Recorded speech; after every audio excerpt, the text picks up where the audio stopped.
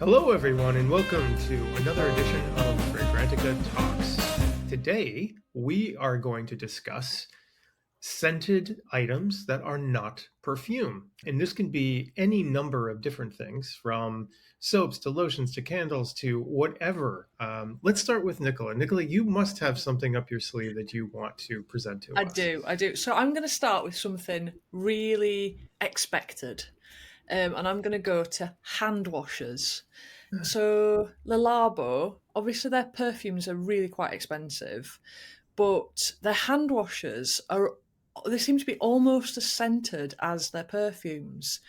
And I've had occasions where I particularly like the Teint Noir hand wash, and I've had occasions where I've used that, um, Mhm. gone out, and people have said to me, "Oh, your perfume's gorgeous," and it's the Teint Noir hand wash they can smell, which is obliterating my perfume. Um, well, that they're lovely, and they're not cheap, but they are cheaper than their fragrances. And Yeah. similarly, Matière Première do a range of Mhm. hand washes too, and this one's French Mhm. Flower, which is one of Mhm. my favourites. It smells just like the perfume. I do detect a slight difference actually, but it's very, very similar. Um, Mhm. and again, it's one of those where the smell really lingers on your hands for a long time. Mhm. So they do. They also do like hand and body lotion, which is really nice. And they're in the same bottles. They're white, so you can have these like sat next to each other in your bathroom, and they look really cool. Um, Mhm. and if you use both, you might as well not bother putting perfume on that day. They're so highly scented, really lovely products.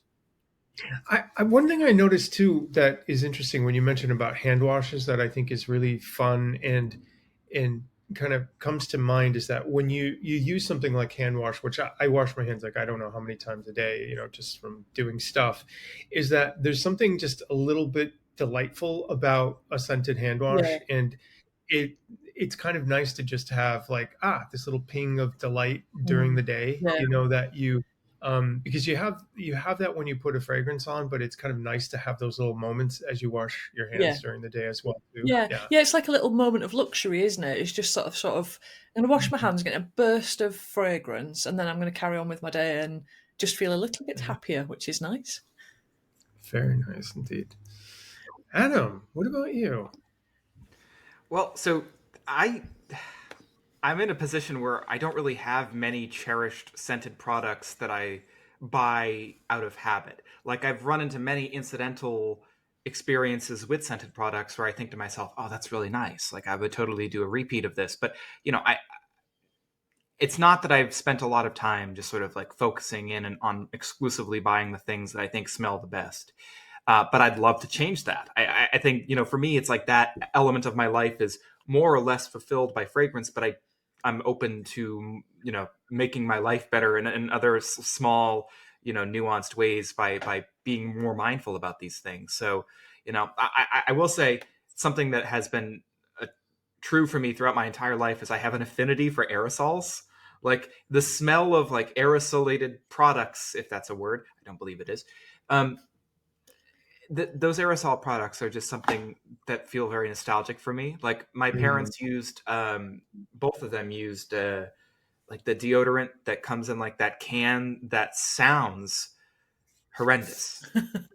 It sound like I don't know if you remember. I don't think they sound quite so like aggressive these days, but when in the 90s, I remember the aerosol cans sounding just so aggressive, like you took them and you like put them up against a low quality mic plugged into an even lower quality amp, and then because it just ends up sounding like but like times 10, and it's so awful. And I remember every time they'd spray it, I'd be like, ugh. Mm. Then I didn't like it because it was like an overwhelming experience in every possible dimension. But then now, in hindsight, like when I hear or see or smell aerosol products, I'm like, oh, that's just a nice little memory that I have. So anytime that I have the opportunity to be around something like that, I'm just happy. But it's not like I buy many things like that, if anything, for myself. When I was in high school, I used to use the Brute aerosol like deodorant, and like that was nice, but Nice. You kind of Classic. outgrow that, I think, at a certain point. I just love that, And what's the 80s known for? Big shoulder pads. What's the 90s known for? Aggressive aerosols. you're not, but truly, and that that infamy lived on into the 2000s in the form of Axe body spray. Hmm. It links. Yeah. So Yeah. yeah, it's not like the best time in scent history, but it's something. So yeah, apart from those things, like I don't really have a huge legacy of enjoying these types of products, but I want to. So I'm very excited to see what else you two bring. But I'll start off with one that I discovered a couple years ago. It's the Vacation brand After Sun Gel. It's sort of like that cooling, like aloe vera style after sun like skincare Oh, product that you see yeah. in the US. We have a banana boat brand Yeah. that is very popular, and you see it The bright green everywhere. one, that one's pretty awesome. But It's like it usually comes in a bottle like this tall, and it's electric green. For I think yes, we have like yes. other types of creams that are different colors, but their aloe vera gel probably contains absolutely no aloe vera, but it smells great, and it is enormous and vibrant green, like ooze green. And I've always liked that, but the Vacation After Sun gel is like a more sophisticated version of that scent. And to me, maybe it's marketing, but it does feel a little bit more cooling and a little bit more like pleasant to just put on yourself. I don't know. It comes in a equally colorful packaging, a little slightly like more turquoise colored, you know, squeeze bottle essentially, and it has a cucumber, green melon, lime, and terry cloth scent. And it's not like it's the most nuanced smell in the world. It's not like a fragrance is going to be nuanced. But I do find it to be a very relaxing scent and a very somewhat nostalgic, but also somewhat new and refreshed like formula for that kind of smell. And I think what I've learned about myself is that I'm a sucker for any smell that is like that somewhat juicy, somewhat green, like super green, inedible kind of smell. And in the context of like a refreshing vibe, like so something that you put on your skin after a dip in the pool or a dip in the ocean, that kind of thing. And Vacations product, I've yet to smell one that's better than that in that category, other than Banana Boat. I'll say Banana Boat is the better buy. It gives you a metric ton more product per dollar. Have you But ever finished one of those? I've never finished one of those bottles. So. yeah, no, I don't think anybody has, John. I think there are many people who have like in their home, they have a bottle of this from 1999. Yeah. Yes, I'm sure. Sun creams and lotions, I think they're a really sort of nostalgic smell because you quite often, get slathered in it when you're a child, and it becomes synonymous with like holidays and happy times with your families. If you were lucky enough to have a family that were, looking after you and putting sun cream on you and could afford that and, cared enough about you. Then, well, it's just, I'm aware that was very lucky in that I had a very nice childhood with parents who were very kind towards me, and not everybody has that experience, unfortunately. But yeah, but I think what's really interesting is that sometimes the scent of summer holidays depends on what brand of sun cream you got used on you. So for me, my family obviously used a particular brand of sun cream that smelled, that kind of tropical coconutty. But my best friend, her family used a different brand that smells much more kind of sort of lotiony, or softer and more powdery. And so I'll sometimes smell a coconut sun cream and go, "Oh, that smells really summery." And she's like, "No, no, it doesn't. This smells summery." And I just think it's really interesting how it sort of it hard codes in you somewhere the idea of what summer smells like. So, It does, yeah. It really Yeah. does. And to me, it's all that mix of the aloe vera smell plus something like a kind of a cross between what you were describing, plus something kind of coconutty, but also something kind of like powdery, sun creamy. mm. Yeah, that's the smell of my New England summer. Yeah, Yeah, yeah. totally. So where are you taking us with scented products? John, have you got any summer holiday nostalgia or hand wash? Or... Well, I was thinking that, I agree that I feel like perfumes and products that have that sort of, made for summer smell is something that's pretty hard coded. And I've noticed that occasionally I will spray something or open a product just to remember, like, okay, this is what summer smells like. And it instantly takes me there, which I'm not sure that many other genres of scented things have Mm, quite that power to it. And also, what I do think, what you mentioned something, Nicola, which I think is interesting about the and this is a change, a societal change for the better, I think, is that the price of those products has really gone down in years since. And I've noticed that, like, when you go to local pharmacies here, they're really affordable for everybody now. So I feel like that's now a really shared memory amongst folks. Like when I go to the beach, everybody's got some of this product on now, so it's kind of cool to know that, oh, we all share this. What soon we'll all be sharing these memories of such things. But I wanted to add that I had a distinct scent memory from summer, which is and I'm not sure if they have this product in England, but you probably know, Adam, of that stuff called Noxema, which has that really strong medicinal, like really, really medicinal smell. But it's in this cooling white cream, and you specifically use it for sunburn. And I got sunburned a lot. So I remember, to me, having Noxema put on me, which is like very menthol heavy, and kind of, in some ways unpleasant. I have such good memories of this because to me it was about like care, mm. getting healed, like making sure my skin didn't completely get destroyed in the process. And it worked. The stuff worked. It would make you feel better. So, anyway, that's a strong memory for me. So I'm going to do a bit of a switch, or a bit of a flip and a switch here, sort of. But I'm going to stay a little bit on point. Sorry, one second. This is the So rummaging moment. yeah, this is rummaging. Sorry, folks. So Yeah, one thing that I love, and I one time wrote about a similar product, and so this is remaining in the same smell area, but it's a different type of product.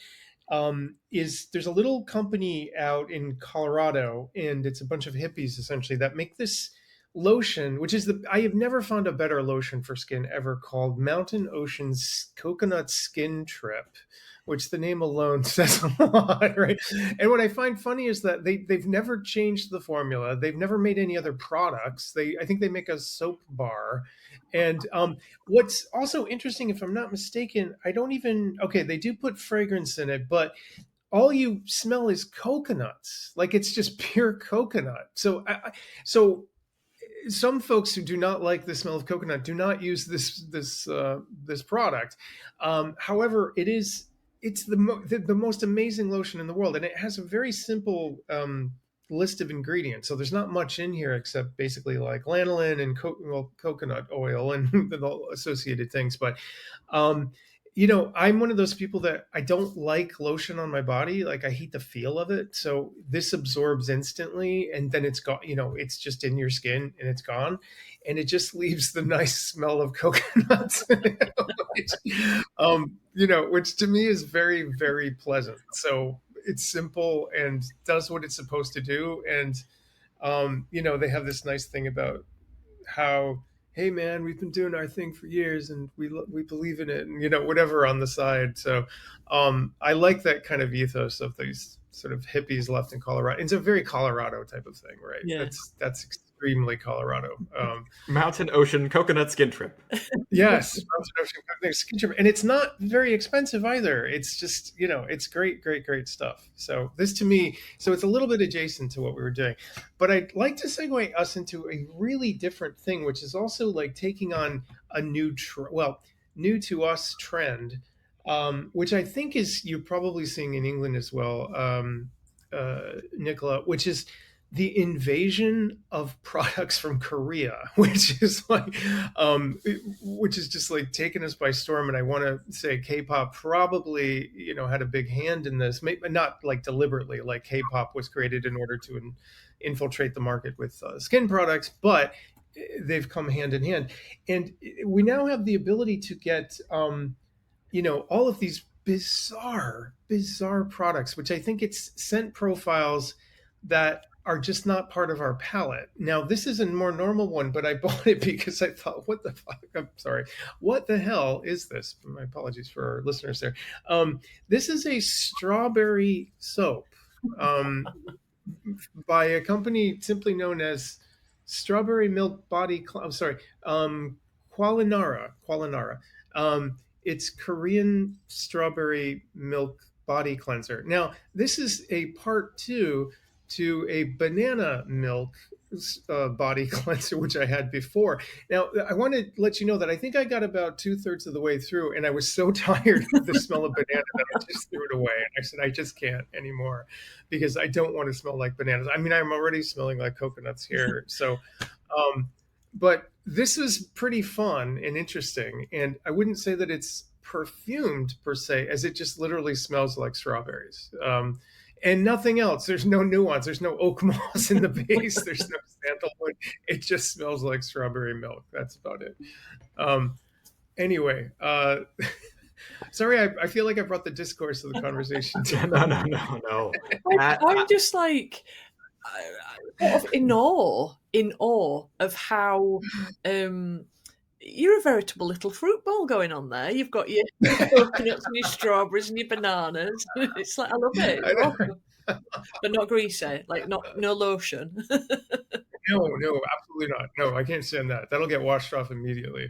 I suppose, it is interesting because as I'm speaking, I realize that I'm intrigued by these kind of, simple profiles, because maybe in perfume, we have these really complex things going on. And to your point, Nicola, when you mentioned the Thé Noir hand wash, that's really a pretty full perfume smell. And I mean, not to say that I don't appreciate smells like that, but I do think sometimes I like a simpler profile in certain products, because I know that I might be putting on a perfume later. So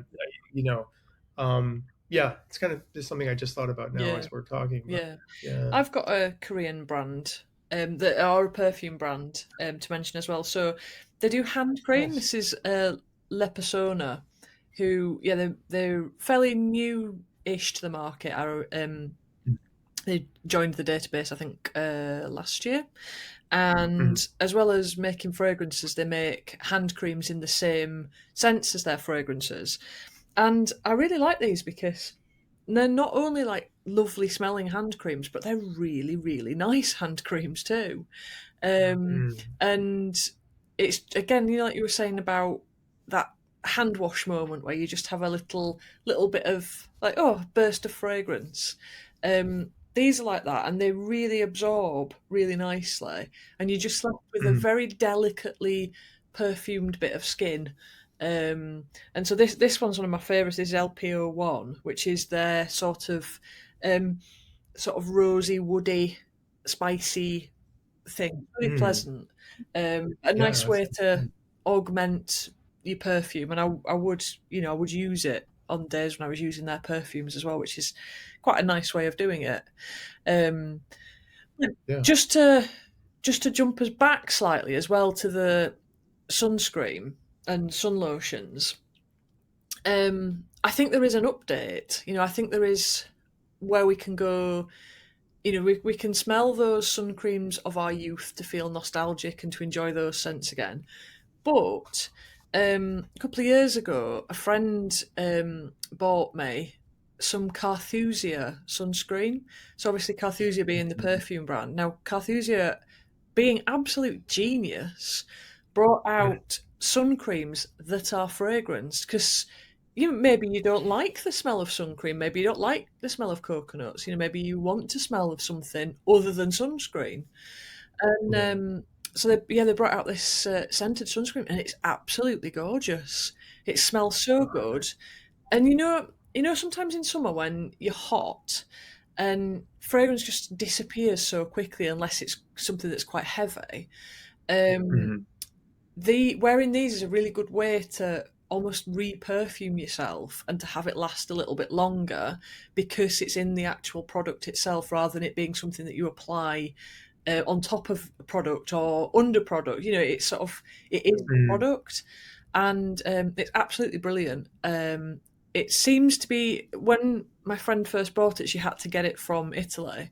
But I've just had a quick look and it does seem to be becoming more widely available. It's definitely one to look out for if you like sun cream but you don't want to smell, you know, of your childhood or of bananas when you do want to smell Yeah. more perfumey. It's lovely.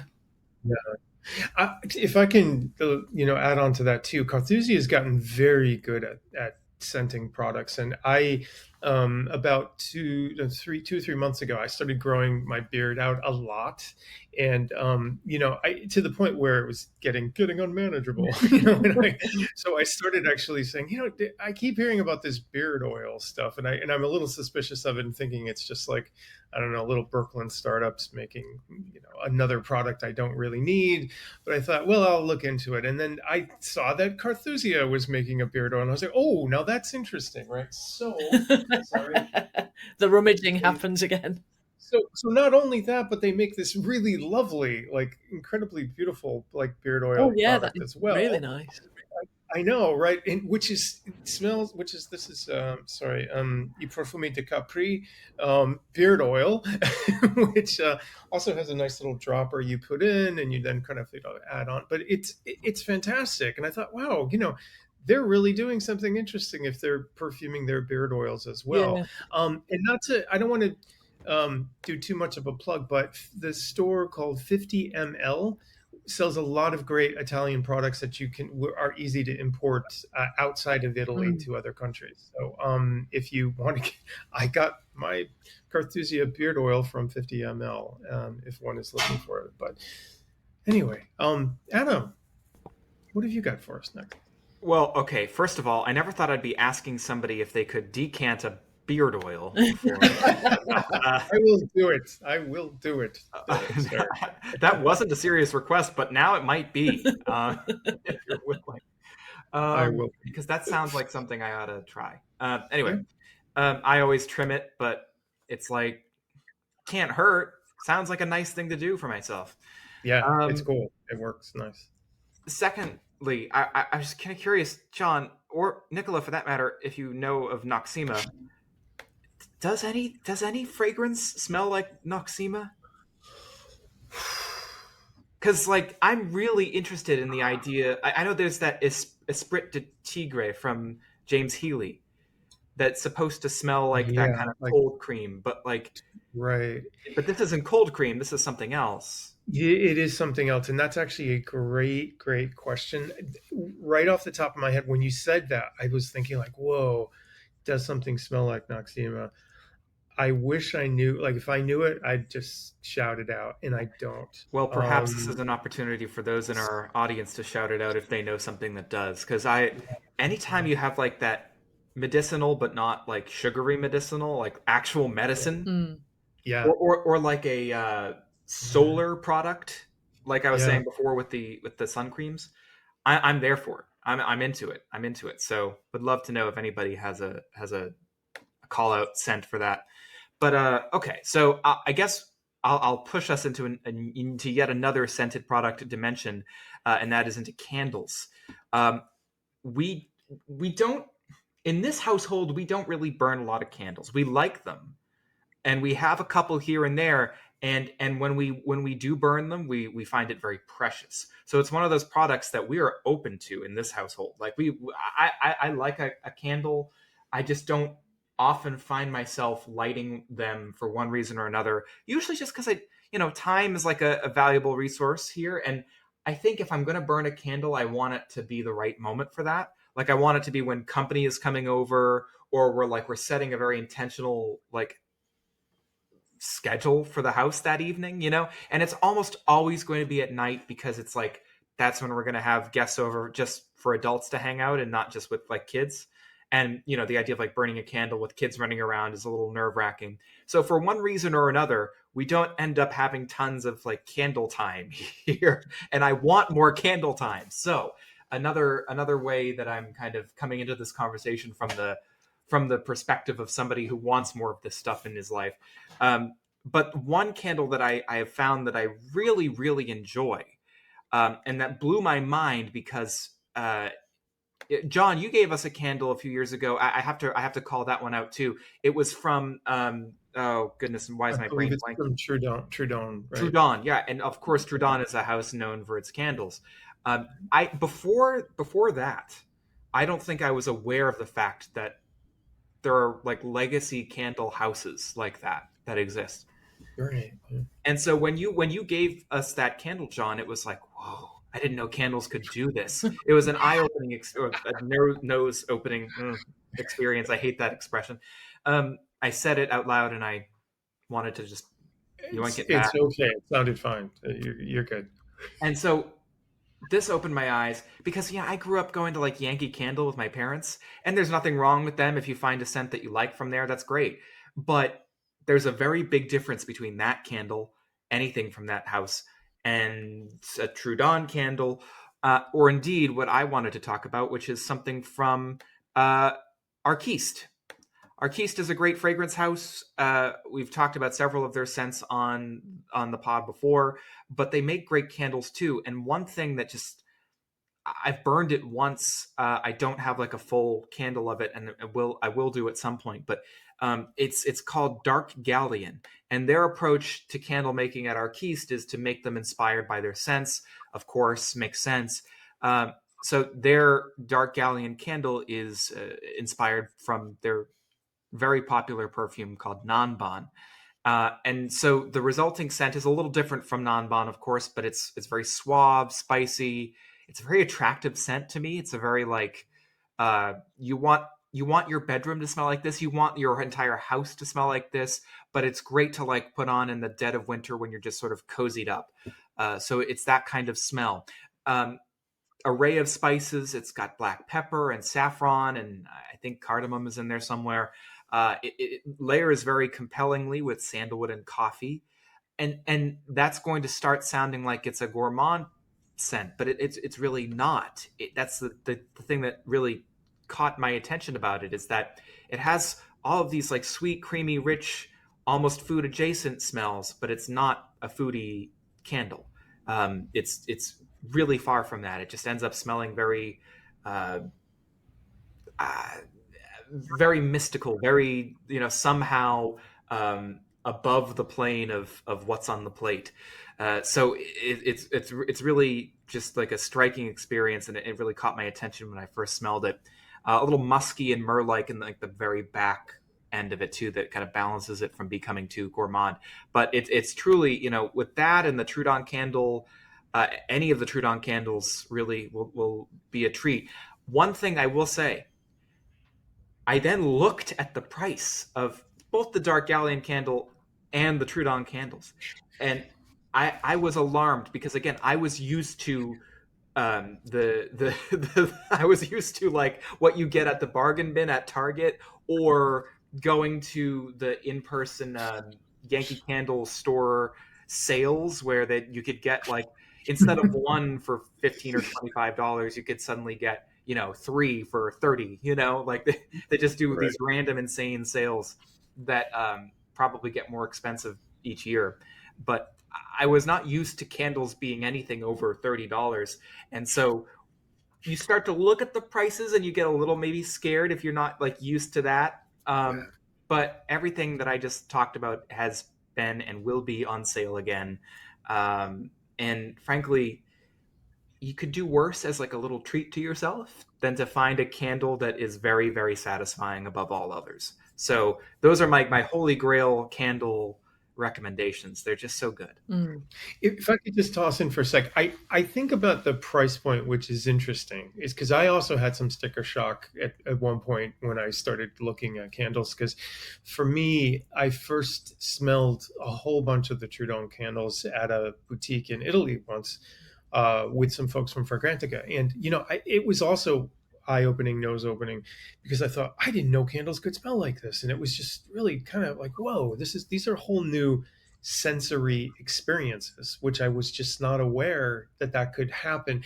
And like you were saying, Adam, I'm used to candles being a little bit more narrow in what their sort of function was, right? Like, fresh cut roses, or I don't know, these simpler profiles that are a little bit more functional. Like, let's kind of make the room smell pretty, as opposed to actually something you sit and you smell and appreciate as more of a real, true smelling experience. And those just struck me as different functions of a candle. And so therefore, like, the more expensive candle, it's something you're not gonna just like light it every day. You won't. It just doesn't make it's almost like it's too complex of a smell to light every day. It's going to be almost a little bit confusing to your brain. So I think they tend to be things you savor in smaller doses. Sort of like, I don't know a lot of people who eat the richest gourmet food every day. That's just not a typical thing to do, right? So I think that kind of helped contextualize the price a bit more for me and make more sense out of it. Yeah. Can I pick up the candle baton on that note? Please do. Almond Jane, stunning candles, absolutely stunning. They make your house smell absolutely gorgeous. And again, slightly different, or the ones I've tried have been different to their fragrances, but with enough similarity that you can get the enjoyment that you would get from an Almond Jane perfume. Just really lovely stuff. There's a brand called Boogie Boogies. I never know where to put the stress on that one. And they do phenomenal candles, really, really good. Hellflower is absolutely gorgeous, and I think they call it the throw on the candle, how much it sort of chucks out its scent. Absolutely phenomenal on the Bougie ones.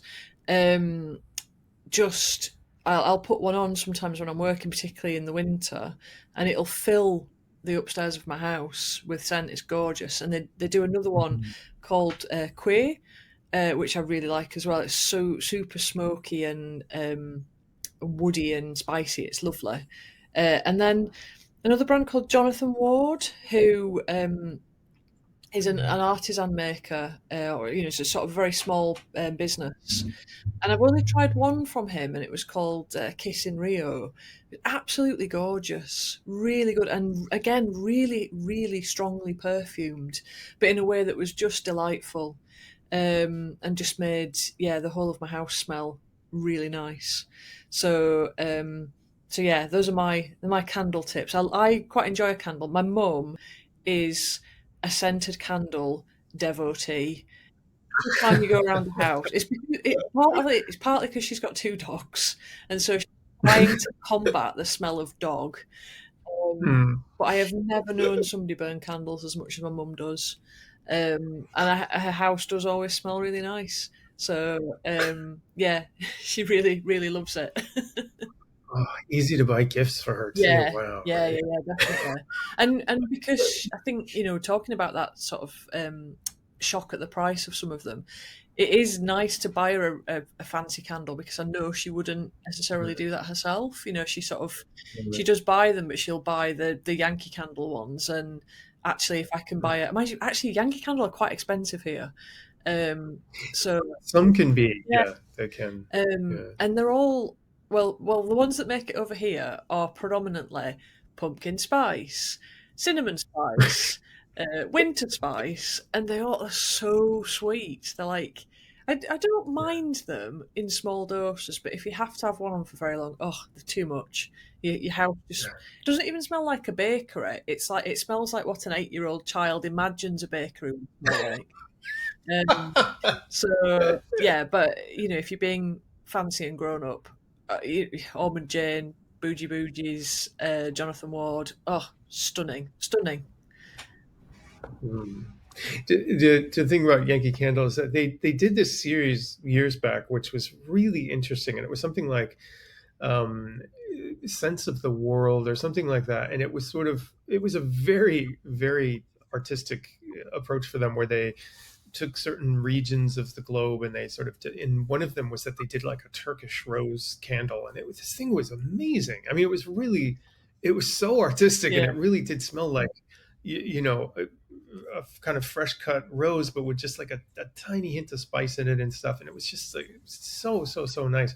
And it was the line was soon discontinued for lack of interest or whatever. But it had featured these sort of key hero ingredients from different parts of the world and everything. And of course they just, all these buttercream frosting and wedding cake candles came back in. It was, anyway. I mean, meanwhile, they still keep cranking out scents that have like increasingly cerebral names. Like there's one literal one called Mantown, and I just don't know what that's supposed to be. Yes, that's true. And I swear that's a real candle from Yankee Candle. What about Girls Village? I just like, what are they doing? I don't think like, Mantown would smell very nice. What is it? No, I don't think so either. But they are very diplomatic over there at Yankee Candle, because I just looked it up, and there is one called Whiskers on Kittens, and there's one which actually I don't think sounds like it would be a very good smell. I've smelled my cat's breath before. Anything near fish breath. A Child's Wish is another scent that they make. These are real. I am not kidding. These are actual factual names of candles. I don't know. Well, I'll tell you another kind of funny anomaly. But I don't know if it is an anomaly actually, but like I was, occasionally in the past I've looked at various Yankee candles that have been offered, because I am like you, Adam, and you, Nicola, like kind of curious about this when they get a little abstract. It's like, wait, what is this? This name and concept doesn't seem to match a thing, because normally in the past they've been very direct, like pumpkin spice or autumn leaves or something like that. And they had a candle, which I understand what they're trying to do. They're trying to associate a holiday with a smell, but it was called Festival of Lights, and it was an attempt to make a Hanukkah candle. But I thought, wait, there really aren't specific Hanukkah smells. And I even asked a few of my Jewish friends, like, are there like really known smells associated with Hanukkah? And they were like, not really, no. Like, unless you want to, there's a couple of like fried foods and things like that, but they're not really, not in the sense that like there are a lot of Christmassy smells and Thanksgiving type smells that, so they just sort of created this fantasy idea of various things that sort of are Festival of Lights, which an interesting marketing concept, but anyway. But just Mantown, it's not going to smell good. I love that. I love it. So where are we at here? I think. I could bring us to another location. I'm just going to rummage a bit here. Sorry for my rummaging, but I'm going to bring us to another type of thing. And this was an interesting discovery based upon some research that I was doing, and this led me to kind of a cool place. I a few months back did an article about perfumes based on myrrh, and I'm very interested in myrrh as an ingredient, and I ended up buying something which has become very beautiful. In fact, I've given away a lot of this, and I bought another package of this.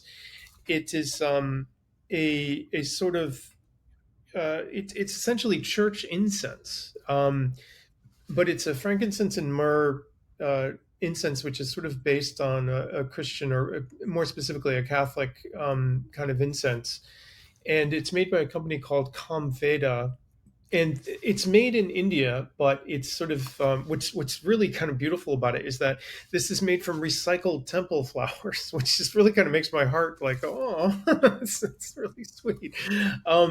But what's particularly beautiful about it is that it really does have, oh goodness, it's like, it's not only churchy, but it does have the those it does have the smell of both the frankincense and the myrrh together. So it has that slight holidayish feel to it, but it's really much more of that experience of the actual religious kind of incense you smell. I mean, it's hard to get the actual for those who've been to Catholic Mass. Like it's hard to replicate the church censer smell, which is very lovely and interesting and hard. I don't know how I would even do it in my home, and not that I would actually do it in my home, but this comes fairly close to it. And I was thinking how burning incense is sort of odd. Like I really don't do it very often. I do have friends who do it who they usually do associated things like yoga or, some spiritual centering and things like that. But so for some folks, burning incense is actually quite an important part of their daily life in those who have spiritual practices that involve incense. But so I want to acknowledge that for some folks, this is actually a very common thing to do. But I like to do it once in a while as a very deliberate thing, like to, sometimes like when seasons change, I might burn some incense, or when I feel like I gotta kind of cleanse the space a little bit, I might burn some incense. But I usually do it for a short amount of time because it's fairly strong. But I like to do it. I like to do it quite a bit. And I have noticed that there's been quite an outgrowth of a lot of these sort of homemade in artisanal smaller houses that will make incense. And there's even a couple of perfume brands that are making incense now as well too. But yeah, I'm kind of curious if either of you have favorite incenses, or if you burn incense at all, or something in your or those little papier. What are the papiers that you burn? I forget. I was wondering if either of you have used those too. Bois d'Armenie papers or whatever. Yeah, bois d'harmonie. Yeah, sorry, or papier d'harmonie, whatever that is called. Yeah. I tend to more have candles, but a friend went to Japan a few years ago and brought back some Japanese incense, which I have very much enjoyed. Very much enjoyed that. Yeah. And I'm sort of eking out the last few bits of it because I know it would be really difficult to get any more. But that's been lovely, really, really scented, but not too in your face, sort of, yeah. It's almost like a very different concept of incense, isn't it? Yeah, Because it's so subtle. It's yeah. so subtle, and I really like Japanese incense. It's almost like a very different concept of it. I know what you mean. Beautiful Yeah, stuff. and before that, I would have said, because when I was growing up, it was quite the done thing was to go buy like incense sticks and burn them, and they're just that kind of real cheap sort of patchouli that smells like hippie shops, and Right. oh, so cloying, and that's real headache-inducing stuff. And I was worried that this Japanese incense would be the same, but it's absolutely out. It's out of this world in comparison. So yeah. Do you know what I want to say though, that I don't, and I'm curious, Adam, if you have this feeling too, though. What you just described, though, Nicola, I have nostalgic feelings for it. Like I like walking into shops that have the cheap patchouli incense smell. Like I actually like that smell, and it sort of takes me back to when I was in college, and and in little towns like I don't know, like Western Mass and or like upstate New York or things like that. Like I actually kind of like that. I mean, mind you, 20 minutes and Yeah, it's enough and I'm ready to go out into fresh air. Totally. yeah, But a little dose of that, I don't mind at all. It actually feels kind of, I don't know, there's something a little bit, it's a bit of a trip back in time or something like yeah, that. I like, yeah. yeah. Have we got My any high more? school days. Any more? Sorry. Sorry, have we got any more products? Because I think Oh. I think I might have the products to end all products here when we're ready to wrap up. Oh, All right. Well, we'll save that for last. The best.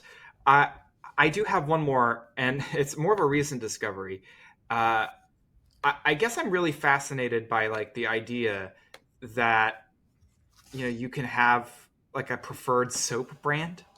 That like people can get very oddly personal about like what soaps that they can use, and not everybody for sure. Like for me, for most of my life, I've just sort of been cycling through different ones depending on what's pragmatic. But um, it kind of reminds me of like that scene in Oh Brother, Where Art Thou, where, you know, a main character has to confront the fact that like a store doesn't have his preferred brand of hair cream. You know, like, the hair cream's called Dapper Dan, and he's just like very upset at the store. And he says, "I'm a Dapper Dan man," you know, like that. Like the idea of such loyalty to these I guess it's beyond soap and beyond hair cream. Like many people have loyalty, I think, to certain scented products, but I think that's especially true of soap. Some people are Irish Spring people, some people are Dove White people, you know. Right. And I didn't have a preferred brand of soap until recently, where I came across an international brand that I bought for a literal $1 at my local grocery store. I cannot remember the last time I bought a product for a $1. The brand is called Avena or Avena. Greasy is like the brand of the product, I believe. So Avena Greasy Aloe Vera Soap. And I will put for all of these products, I'll be putting little like icons on the screen so that people can find it by site. But it's a great soap. And again, it's sort of harkening back to that aloe fixation I have. I wrote an article even about aloe smell for Fragrantica, whereas like I think aloe should be more of an accord used in fragrance, and I stand by that. But for this soap, it touts itself as an aloe scented soap, but really the smell is less like aloe vera and more like a juicy, grassy, green, almost green apple kind of smell, where it's somewhere between a Granny Smith and like a classic white bar of soap. And I mean, I'm all for that smell. That sounds, it smells just as great as it sounds, and it's very happy making. But it also pragmatically, the soap feels great. It feels nourishing, and you know the thing I like most is that after you shower with it, if you're fully dried off and you're clothed again, you just kind of feel a bit cleaner as a result. Like it's one of these like products that is surprisingly pragmatic. Like sometimes you buy a product and you're used to just buying the thing and you're used to it, and because you're used to it, you forget that it works so well. And I think this is one of those products that just sort of reminded me that, you know, some soaps are just like really aggressive in how they smell, and regardless of whether they make your skin feel nice, you just smell very blatantly of that product. And then some soaps have absolutely no lasting power whatsoever, and you know, again, regardless of whether they make your skin feel nice, they're one extreme or the other.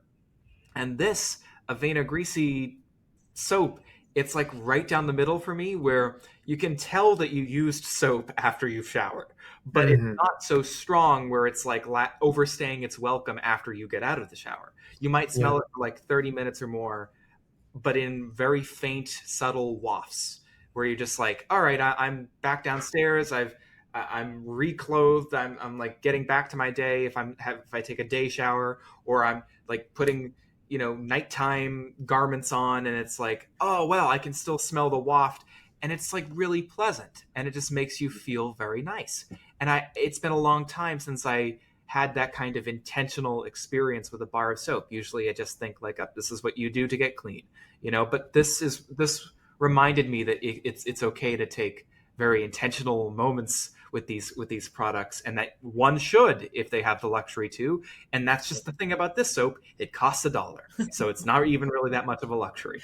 I feel like this episode is I feel like I'm getting to know you both more, you know, and I now know I just have visions of John like one day covering himself in lotion and like writhing around on the floor and being, no, I don't like this. And now I've got like, you know, Adam and his day showers. It feels very like I feel like I'm in your homes. Well, you should feel that way because I work from home and have done for the last few years. So day showers and me are very, very close friends. Oh no! So Nicola, I'm thinking, should I do my last thing before you're Yeah, like, go you, for it it. sounds like you've Go got for it. something, you're really going to send us over the top Yeah. before. So mine is going to be a little short cavalcade of a few things, but it's more based on a brand that does scented items for folks, and they're I'm going to use one word, adorable, which I'm realizing a lot of the things I have kind of have a cute quality to them, which says more about me as well too. So I remember once I saw this brand. ages ago, and I thought like, oh God, they've got their marketing down pat. Like, who wouldn't want to have these things in their home, right? And this is a brand called Ortesia, and I hope I'm pronouncing this correctly, but they're a Sicilian-based brand. And I guess that you can find them in different shops and hotels in Italy and stuff, but they do this like insane packaging and everything for all of their stuff. And like this is this lovely little box of soaps, for example, that you can buy. And what is cool though is that their scents are all made by Lorenzo Vioresi, so who's a wonderful Italian perfumer. So they're legit. Whoa. And but what's really beautiful is like their bottles are so adorable. You want to like give this to a child or something. They have this sort of like medieval little like lions on them or something.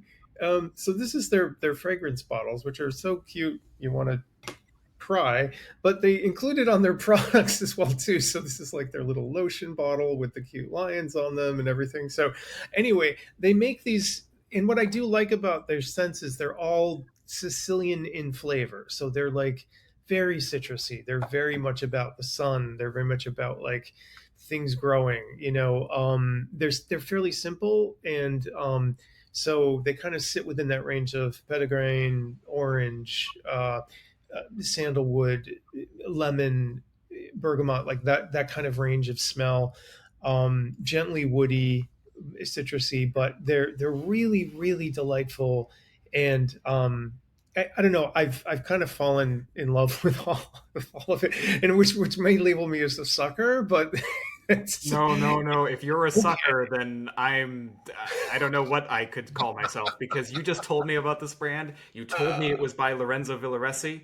I am in it. Right? I'm in it. This was my response as well too. I actually was sold on the marketing, and then I was like, wait, Lorenzo Vioresi made these? Like, what the hell? That's like, I'm in. I'm totally in now, right? So, but what also is pretty funny though for people who become fans is if you go to their site, you realize they make clothes, they make scarves, they make candles, like they go all the freaking way, which is like, damn, this is whoever did their marketing, they know their audience. They're like, well, we've got fanboys and fangirls. We are going to give them all that they want, basically. So anyway, that was my last little bit. I think I've got some hand cream from them, and it's really nice as well. Yeah, it's an almond one, but it's very, very powdery, very sort of vintagey feeling, which is really nice. Yeah. So a couple of things just to mention. Elemis Pro Collagen Marine Cream. That smells absolutely gorgeous. Really, can't say it smells particularly marine, but it smells like really fancy lotion. I mean, it is quite fancy lotion. It smells like really fancy lotion. And Clarins, I love the way Clarins products smell, particularly their face cream. I don't know who the perfumer for that is, but they smell absolutely fantastic. Love their stuff. But yeah, clearly, I've been doing some research here, and this is clearly the best scented product. This is... I'm so going to bring the tone down with this. This is a Becco mint-scented poo bag. Oh my God. It is. Whoa. Like, you can actually get mint-scented poo bags. And it smells amazing. I had no idea what this was going to be. It smells so nice. So I bought them because they were on offer, and obviously I've got a dog. It's not for human waste. That was good. That was very good. And in no way does it compete with the smell of dog do. It doesn't. But what it does do is, because I am, like a lot of dog owners, I'm perpetually frightened of running out of poo bags. So in almost any outfit, including smart clothes, I will have a pocket full of poo bags at all times. It makes my pockets smell amazing. And then I'll put my hands in my pockets and I'll get my hand out and my hands smell amazing. It is the nicest, like, really sort of sweet mint. Mint's quite hard to do and make it smell like anything like mouthwash. It doesn't smell like mouthwash at all. It smells like a really soft, pillowy mint. And and I love it. It's one of my favourite scented products. So yeah. That's absolutely remarkable. I thought at first you were going to say, which is getting very abstract, that you were going to say it was a sort of a smart idea because when you said you were afraid of running out, that when the scent of mint goes away, that I've run out of bags. That would be cool. That would be cool. Yeah. However, I do really like this idea, though, that it's sort of taken a slightly different approach where, obviously I think the appeal, it sounds like the appeal would be to make you think that it will mask the smell of the poo, right? Yeah. But it's got this like other effect, which is that it just makes your clothes smell nice and not smell like plastic bags, right? Yeah. Which is that's pretty brilliant, actually. Wow. Yeah, and I think that their marketing, it probably was like masking the smell of poo, but it doesn't. Right. It in no way competes with that. But it does make my pockets smell really nice. That's So amazing. John doesn't So like cool. lotion. Adam takes showers during the day, and I have nice smelling pockets. Amazing. Yeah, I think you win. You win with that product. I hoped I would, because I've been thinking about this and sort of wandering around my house sniffing things, and I was like, aha, poo bags. Nobody else is going to bring that. No, absolutely. I did not, and I can't. No matter how much rummaging I do, I will not find some poo bags. It's wonderful. Well, I mean, goodness. I guess please let us know if you have something, viewers, that rivals the specific pragmatism of Nicola's final choice. I would love to hear about your strange and unusual scented products as much as your treasured, generic ones. And props up for the day shower. And so I think we've definitely come across a solution for me in terms of I was the one looking for more scented products, and you two delivered. And the Ortega brand in and of itself is something I'm about to spend a lot more time than I should with. So thank you for that. Excellent. No problem.